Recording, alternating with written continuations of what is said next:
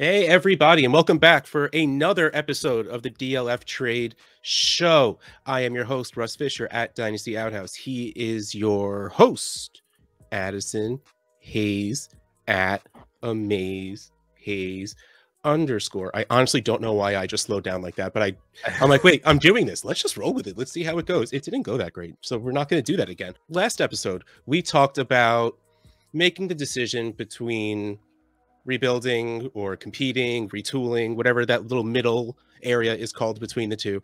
And we went straight to the top. We were like, what are we going to do with our first round pick? What should we sell it for? What should we be willing to sell for a first round pick? We're going to go to the opposite end of the spectrum on this one. We're going to go for the lower valued dynasty valued players. And because these are very important to competing teams, especially now. This is week 6, the first week with buys. So depth is super important. The first person we thought of was Cordarrelle Patterson, who is, what is he, man? I don't even know, like a 12th year breakout. Like, hell, this guy's been in the league since forever. Like, yeah. He's 30 years old. I found that out today. Yes, he is 30 years old. Everyone we're talking about today is 30 or older. Yeah. You know, at a point to why they have no dynasty value. Right now, our first trade, 12-team, 1 quarterback. Cordarrelle Patterson has a trade value in the trade analyzer of 34.4. Let that soak in for a second. 34.4. Usually when a trade is only 34.4 points away, we're like, oh, that's completely fair. That difference doesn't even matter.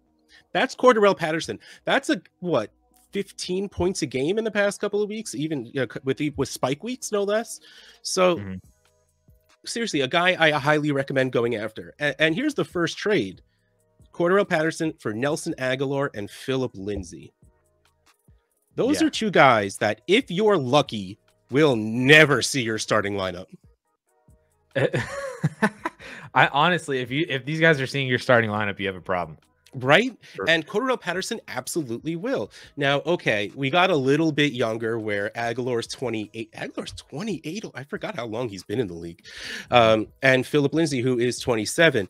But that doesn't matter at that point. Like, so if you can take two, whatever, little younger pieces, depth pieces, and give them away for a dude that most likely will crack your lineup just because of a bye, not even because of injuries, I think you do that all day.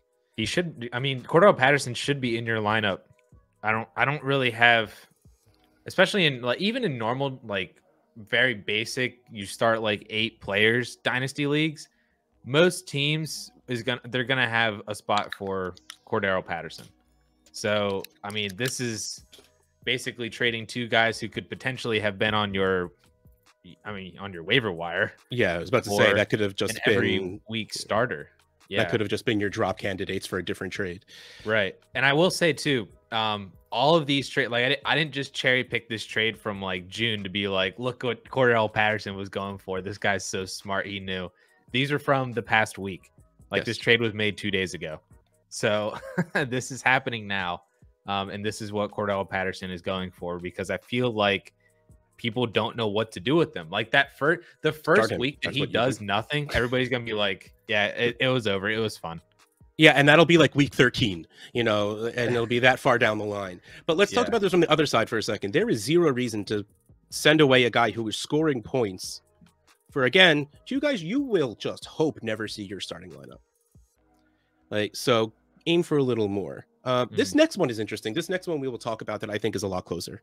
Yeah. It is a 12-team Superflex non-tight end premium league. Cordarrelle Patterson for Dawson Knox. Now, it not being tight end premium kind of takes away from the need for trading for a tight end in the first place. You just find whatever you can find. But man, Dawson Knox has been getting some usage. They've wanted him. Buffalo has wanted him to be a thing for at least 2 years now. And it's finally happening. Like maybe we'll trade for Zach Ertz rumors like finally kicked him into gear. But yeah. But just like let's pump up our imaginations for a second. Let's take a step back and think. 2 years from now, do you think Dawson Knox can be a top 12 tight end for 2 years? Honestly, yeah. Why not? Right? Like there's no whatever, because if I was watching Red Zone for football. That's how I watch it. And they have the scroll on the bottom where it says like top scoring wide receivers, top scoring running backs. The top scoring tight ends, there was like Travis Kelce, and then there was 60 yards and a touchdown, 48 yards and a touchdown, 30 yards and a touchdown, 58 yards. Like that's what it takes to be a top 10 tight end. And with the ever growing market share that Dawson Knox has been getting, I'm all for this. And the routes. Yes. I'm all for this trade because he's not going to be Travis Kelce. Let's take that step back. But a guy you can start every single week in a position full of dumpster fires, like it's a dumpster fire of a position that's much better than multiple dumpster fires. A guy you could start every week is insanely valuable, especially in a 12-team league. To me, that's a positional advantage, even though Kelce and Waller are the real advantages. I would do this all day because to me, it's a guy you will start this year. You will start him every week, and most likely you will be starting him for at least next year, the year after, if not even going forward, because Dawson Knox is 24. Yeah, no, I agree. This is one of these ones that if you're trying to like cash out on Cordarrelle Patterson and your league just doesn't believe in him, like getting Dawson Knox, I think would be very fantastic because, like you said, he's 24 years old. He's a tight end, so the probability that he could realistically be a top 10 tight end perennially is just pretty solid in general. Not to mention if he does continue to elevate, he's with Josh Allen, and that is never going to hurt anything. And honestly, he could be like the next kind of real deal tight end, like the next guy, like a Noah Fant type of tight end, or something along kind of those lines, Dallas Goedert, in that kind of tier. And cashing out on Cordarrelle Patterson for a tight end that we are valuing in that way and is producing in that way is going to be very valuable, especially whenever the fall from grace for Cordarrelle Patterson does happen. Even if he's a thing for the remainder of the year, I think Dawson Knox's perennial value moving forward is just going to cancel out anything that Cordarrelle Patterson is doing production wise to help you this year. Yeah, and from the opposite angle, it's not a premium league, in which case Dawson Knox is probably a top 12 tight end, but again, that doesn't always mean anything. And especially if you already have like Hawk, Pitts, Kelce, Waller, if you're an Andrews guy, Andrews, losing Dawson Knox does literally zero to your team. And if you have those guys, there's a chance you're competing anyway. So you go get those points. You go get Cordarrelle Patterson, because Cordarrelle Patterson, I can't say will because I can't tell the future, but absolutely should outscore Dawson Knox this season, and winning is worth it. Winning is worth losing your tight end 2 on your team. This next one's a little interesting because this is one of those things where there are two kinds of values you have to deal with. I don't know if we've ever really talked about this before. I think we have. There's dynasty value, and then there's fantasy value. I mean, we've been talking about it this whole time, but we haven't actually used the words. Fantasy value is the production you will get from a player. Dynasty value is pretty much their overall trade value, what they're worth now and what they're going to be worth later. Players like we're talking about right now and will continue to talk about for the rest of this show have a lot of fantasy value, but have like zero dynasty value. In a 12-team Superflex league, Cordarrelle Patterson comes in at 51 points on the trade analyzer. Now, here's this next trade. Cordarrelle Patterson and the aforementioned Nelson Aguilar, who somehow found his way into 2 trades on this show, for a 22-second and Will Fuller. Again, Patterson is 51 points. Will Fuller, 73.3, a 22-second, 113.5. So Cordarrelle Patterson is worth less than both of those pieces. Individually. Yes. Sorry. Thank you. You probably have to, at this point, if it's just a pick, trade a second for Cordarrelle Patterson. Mm-hmm. I don't think you're getting him for a third because of, again, the amount of points he's putting up. Now, here's the thing. Here's where you have to get this straight in your brain. 113. Let's just pretend it's Cordarrelle Patterson for a second, which is insanely realistic because I did it yesterday. I got the second for Cordarrelle Patterson on a bad team. Oh, wait. A second and a fifth. Oh. I don't know why I put fifths in the league, but it's there and I'm not taking it away because I'm too lazy. But a second is what you're pretty much going to have to do. And trade calculators, trade analyzers, rightfully so, are based on dynasty value because a lot of it's based on rankings, a lot of it's based on trades, and most trades don't necessarily are not based on points. So that's why you see that a 22 second is worth more than double Cordarrelle Patterson. But in reality, the points you are going to get from Cordarrelle Patterson are worth sending your second away. To me, if you consider yourself a competitor, competing team, whatever phrase you want to use, I easily send what I consider to be my late second away for Cordarrelle Patterson. 100%, especially in the class. Like we're seeing right now, this 2022 class is not looking the strongest, even in a super flex league like that late second. If it's anything after 2.08, then that's 100% worth it in my opinion. Because if you remember, even like this past draft class, I think we talked about this last week. Like yes. the 2.08, Kenneth Gainwell was Nico Collins and Diami Brown, and like you would 100% just slow that roll on Diami. That's one of my boys. Sorry, but you would 100% give up the opportunity to roster one of those guys and see what they actually become to have a realistic shot of competing. If Cordarrelle Patterson is going to be that difference for you in your flex, if you're already a strong team, and then you just go right over the edge with Cordarrelle Patterson in a really weird, strange producing season, like that's 100% worth it. And definitely something that I would want to do. But looking at this trade specifically was really weird too, because this is basically 2 seconds in my opinion. Like I also think Will Fuller is worth a second, maybe a late second, but he's worth a second because he's kind of like Cordarrelle Patterson, where nobody's going to give Will Fuller for a third. Like that's just not really worth it. And just name value alone, right? Yeah. So this is 2 seconds for Cordarrelle Patterson and Nelson Aguilar. So if you believe that Patterson's worth one of those seconds, then Aguilar is definitely not worth one of the other ones. So, yeah. So this is definitely one that, again, like the Dawson Knox one, where I'd be totally comfortable if you're trying to get off of Cordarrelle Patterson, going for 1 second, let alone if you can kind of package it to get somebody else like a Will Fuller, who's kind of falling down and other people don't really need because he's been hurt and continues to be hurt, and Tua's not playing, and all that other stuff, where you can just kind of hit the reset button on your wide receiver position and maybe get a future pick as well. Yeah. And you just built in a beautiful transition trade. I'll pretend you did it on purpose, even though I know it's completely by accident. Purpose. No, I did do it on purpose. I saw it in there and I was like 100%. This is the transition. Because that technically was our last Cordarrelle Patterson trade. This is our first Emmanuel Sanders trade. Emmanuel Sanders, 34 years old, but still just kicking it up in the NFL.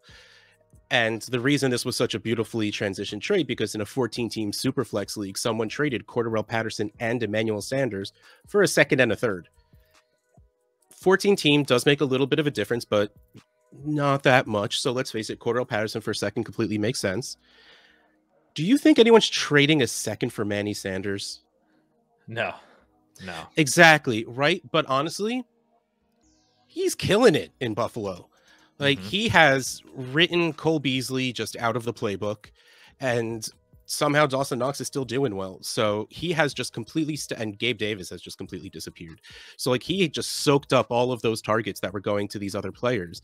So another guy that, again, if you're not competing, you shouldn't have a 34-year-old player on your team in the first place. But this is a 34-year-old scoring points.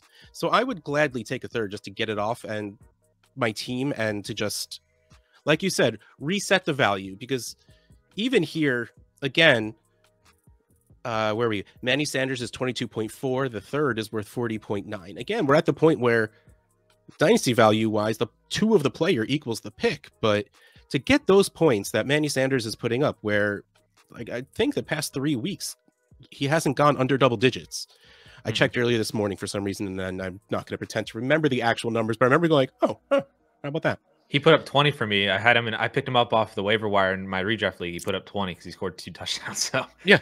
Oh yeah, like week 3 or something like that. He went nuts. That was last week. Oh, like, did he also do that last week? Yeah. Yeah. I don't know. I just plug him in, and I'm just like, okay, cool. I'm going to win this game. What?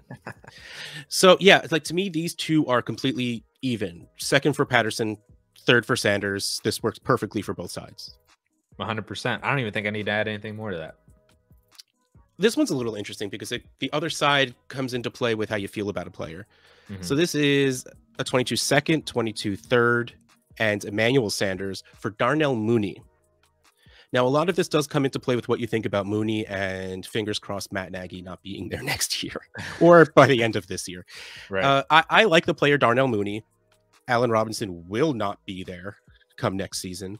So not to say they won't draft a wide receiver, because they will need more than just Darnell Mooney, but still, he's getting a decent amount of targets. So would you pay a second and 2/3 for Darnell Mooney is what it comes down to, because we just said Emmanuel Sanders equals a third. Yeah, I don't know. I was going back and forth on this one, because I don't really know how I feel about Darnell Mooney either.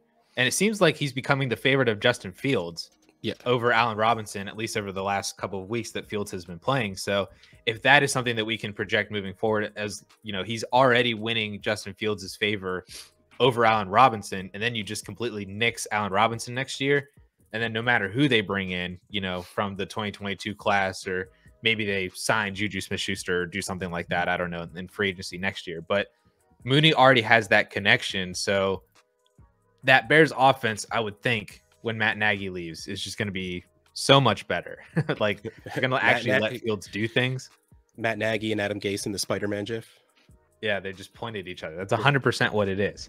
And so I do have trust in Darnell Mooney, and I think I would take him over a second and 2/3, because, again, with that second, you're getting a player that you kind of hope gets Darnell Mooney value, you know? Mm-hmm. Like you're betting on a late day 2 or an early day 3 wide receiver pick if you're just trying to go for a wide receiver there, or maybe some you other get thing Kadarius like Toney or Marquise Brown, or yeah, you get like I forget it. I know who the player is going to be in next year's class. It's Mechie or whatever his name is from Alabama. He's going to be the new Henry Ruggs for this year. So maybe he falls, or you know, maybe you get a guy like Amon-Ra St. Brown in that second round or something like that. But you're going to hope that they turn into, or at least we value them as Darnell Mooney, in my opinion. Even though in the trade analyzer, the second is worth more than Mooney individually, I'll still take Darnell Mooney over that future second. See, here's why I really like this other side, the picks and Manny Sanders. I'm going to assume that I am a competing team sending Darnell Mooney to a younger team. I love the fact that not only am I getting Manny Sanders to score me points, I'm getting picks back to ensure the youth of my team. Mm-hmm. More than likely, those picks will be traded by the... Please don't have a trade deadline, but that's a discussion for another time. By the trade deadline to booster your team also. I love the idea of not only getting a dude that's going to score you points, but getting valuable trade assets. Now, a third is... Third, you know, helps, you know, all right. Helps get deals done. Yeah. We're almost there. Okay, take a third and let's do it. Yeah. But a second is a piece of a deal. It's not a throw-in. It's not a let's get this done. So I love being able to turn Darnell Mooney into a person scoring me points. And like you said, Darnell Mooney in a second is just kind of where we think it turns out. The reason I think we might picture Darnell Mooney as worth a little more is because of how cheaply we got him in the first place. You know, he either was undrafted or drafted in like the 4th or 5th round of your startup. Well, rookie drafts, and that's super flex, by the way. But like, I love this. If I'm a competing team, Darnell Mooney is not in my starting lineup, and I am getting a guy to put in my starting lineup. And then to me, I think decent pick valuation on the trade. Oh yeah. Yeah. When you put it that way, from the competing side, Mooney and if Emmanuel Sanders outscores Darnell Mooney the rest of the year, like that's pretty 100% within the range of outcomes, if not probably the most probable outcome. So you get that aspect, as well as, like you said, kind of another shot at a younger asset that could potentially, like I said, turn into Darnell Mooney or something that's kind of like Darnell Mooney. So 12 team, 1 quarterback, Zach Ertz and Manny Sanders for Irv Smith Jr. I wanted Irv Smith to be a thing so badly. I like this kid. I thought he was really good. I thought he'd be able to do well. And then he goes and gets himself injured. So, but this is exactly what we were talking about before. You know, Ertz is just value matching to make it a Patterson for Dawson Knox trade. Like, that's exactly what this is. You go for a young athletic player and hope that he can slide into it's even better here that you're giving up an old guy like Zach Ertz, because 30 just means you're dead. and you're resetting the clock at 23 on Irv Smith, assuming he comes back. And I mean, let's face it, Tyler Conklin's not keeping Irv Smith off the field, when he comes back. So you have a guy you think can walk into that top 12 tight end, where again, if he becomes an every week starter, that's positional advantage. So, and again, Irv Smith clearly ain't starting for you this year because he's out the year. So if you can get Manny Sanders, and now, I mean, this specific week, I mean, Goddard's going to miss the game because he's on the COVID list, and they play Thursday, I believe. So you're going to have a starting tight end in Ertz. And even still, Ertz and Goddard are like almost 50-50 splitting tight end routes and targets. So Ertz is still playable. You don't feel good about it, but he can be played in a dire situation. So again, this trade fits in along the lines with a lot of the very good trades you found so far. Yep. Yeah, I like this one. And what I wanted to point out with something like this was, if you're trying to move off of that veteran who's producing and doing well, going after players that are dead on the competing rosters teams, and by dead I mean they're not doing anything for them, and especially in leagues that don't have IRs.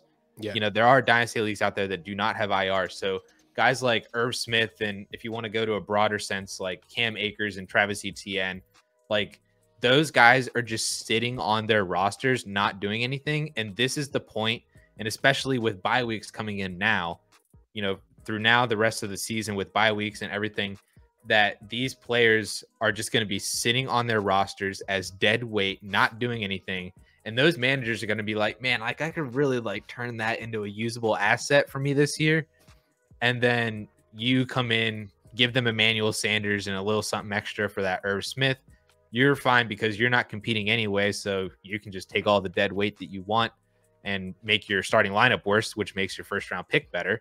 And then, it evens it out on both sides completely. So I really like going after, those players who are on extended IRs, or, have been on IR this entire season and are not doing anything. And their managers just want to say, I don't really want these guys, or if I can turn this guy into an actual asset that I can use this year, that's so much better. I think James White is another fantastic example of a player that could do that for you. Even though he is 30 years old, I think that he's another player, in this kind of range where you're like, I don't need Emmanuel Sanders. Just give me James White and we'll call it even.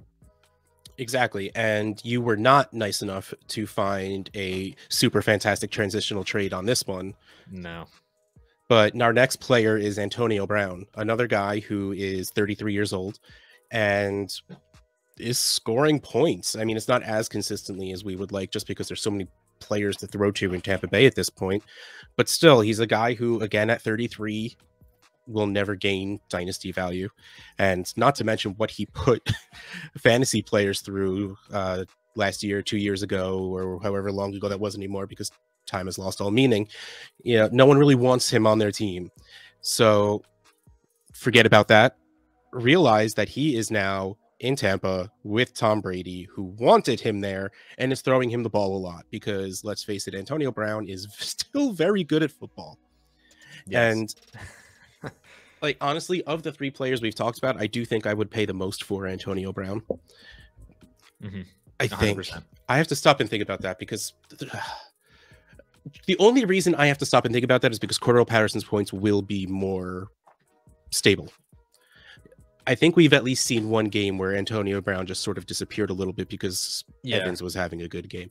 But still, I still think he has the highest ceiling out of the three players we've talked about. Oh, yeah. I think he's had 30 points twice this year already. Exactly. So in a 12-team Superflex, when you see Antonio Brown at 63.1 in the trade analyzer for Terrace Marshall and Nyheim Hines for a total of 168.6, I still don't really bat an eyelash about it.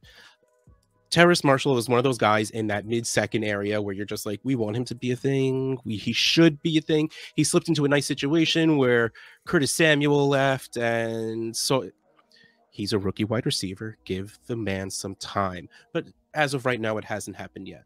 Mm-hmm. Also, is it going to happen by the end of the year? We don't really know. Will it happen next year? Maybe, yeah. But the thing is, you want to win, and you want to win now.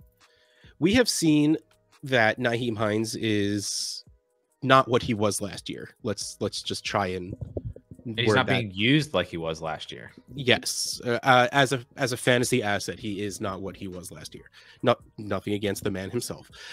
So if you're going to tell me I can throw away is absolutely the wrong word. Send away a mid-second round pick, and Nyheim Hines is probably worth a third, and get me a guy who will be in my starting lineup every single week and has a ceiling of 30-something points, I do that all day.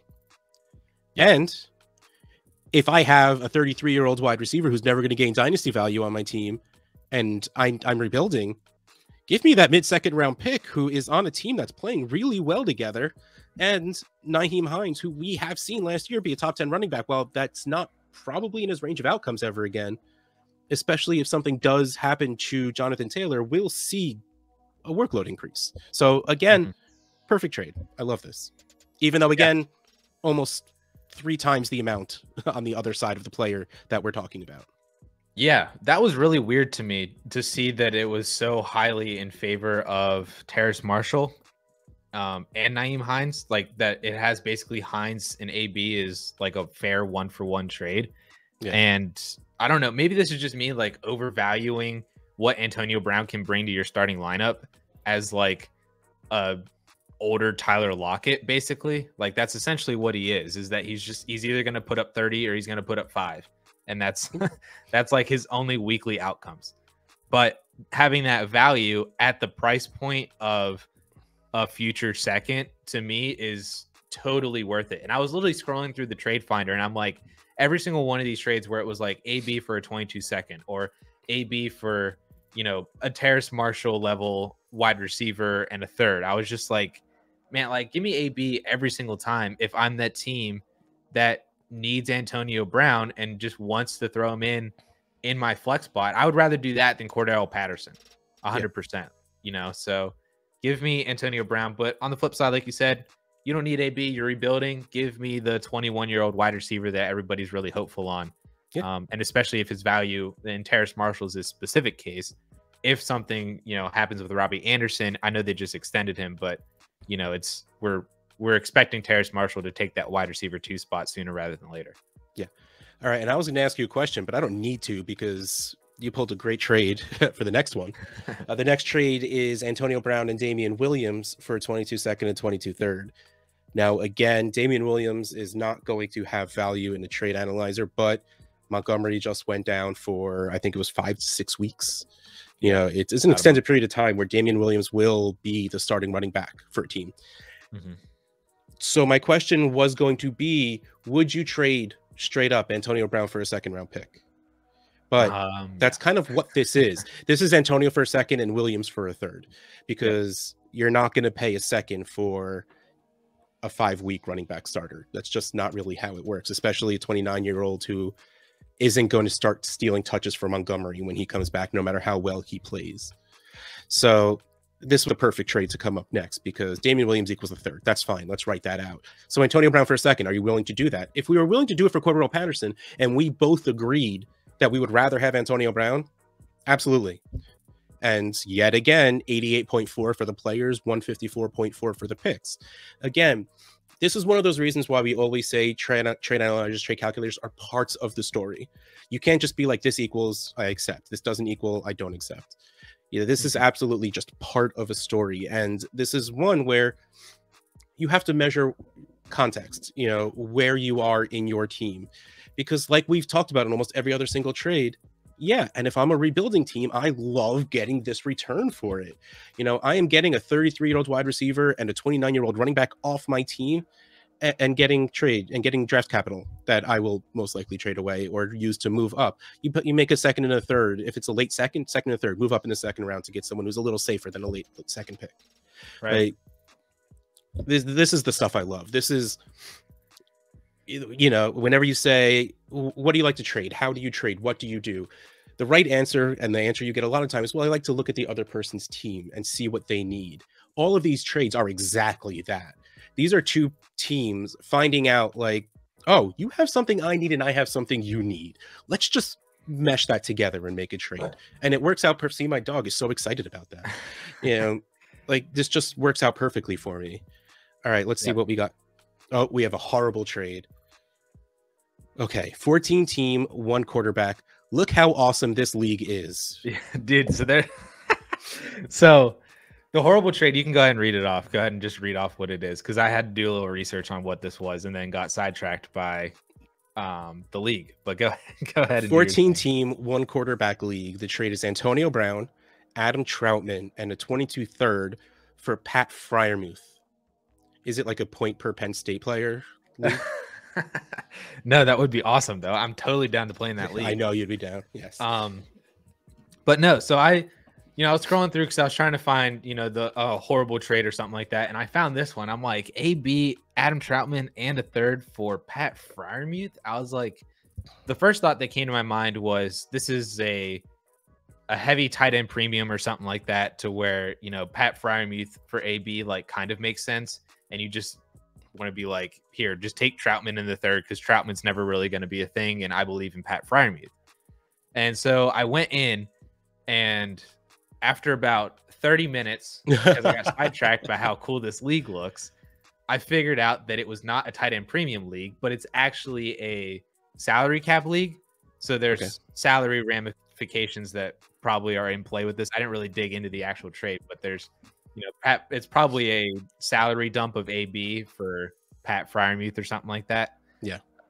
But did you open the link to this trade? I literally just got here, and Dude, look how awesome this league is. Like, just how it looks aesthetically, like the homepage and everything like that. Yeah. Look how, like, there's like the top has headlines, which is like a scrolling ticker from the commissioner's office with like news and stuff. And then there's the scoreboard and everything that looks like it's like basically right off of ESPN's top thing on their scoreboard. If you go to ESPN.com, like, the league chat looks cool. The standings look cool. They have a league calendar that's colored. I was literally looking at all this stuff, and I'm like, this is so freaking awesome. The top menu board where you like submit your lineup or do ad drops and everything. I was like, this thing is insane. It's so cool. Yeah, it is. So I was just kind of blown away by how cool that was. And I was like, I had to put this in the horrible trade section because you just want to talk about how cool looking it was. Trade, but it was so cool. Yeah. So wait, where's this one from? Who does this? This was done for me by @MattyBigChest. Matty Big Chest does this? Yeah, that's my Harry Potter Hogwarts league. So he must be the one who also did the other one. He has to be. I mean, he learned from someone. Because it's literally the same, like the submit lineup and add drops and everything is the same. This is so cool. It's a little cumbersome at times, but I am also I love that every Trade Addicts league is, everything's in the same spot. It all looks the same. And then this one's different, and it just throws me off. Like, so I'm just an old man yelling at the clouds, but it's very cool. Like all of them are different. Like every sub screen is different looking. So yeah, so this is another way to go cheaper than throwing first round picks away and all those better players we talked about last week. These are some aging veterans who will score you points, will hopefully help you win the league, but it's not going to kill your future. And that's important because this is a dynasty league. So while we always say winning is worth it, winning's mostly usually worth it. Like you don't want to kill your team for next year, but winning is pretty awesome. And this is a great way to go about it. So that's the end of the DLF Trade Show. Russ Fisher, Dynasty Outhouse, Addison Hayes, @AmazeHayes_. See you next time.